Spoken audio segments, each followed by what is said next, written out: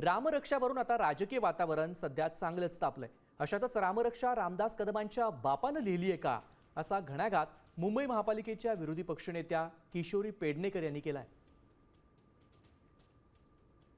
उद्धवजींनी रामरक्षा म्हणावी,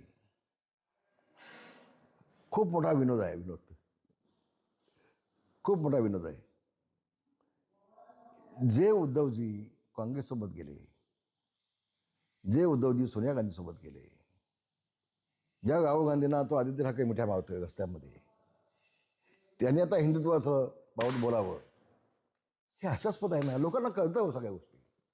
रामरक्षा काय रामदास कदमच्या बापाने लिहिली आहे? हे बोलायला कोणी दिला त्यांना अधिकार?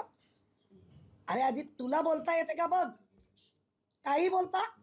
ज्या रामाला असं पकडून नेलं त्या रामाच्या बदेत डल्ले मारतायत आणि त्या डल्ल्यांवर बाबा आता राम आमचं रक्षण करतो, आता बाबा आमच्यावर वेळ आली रामाचं रक्षण करण्याची.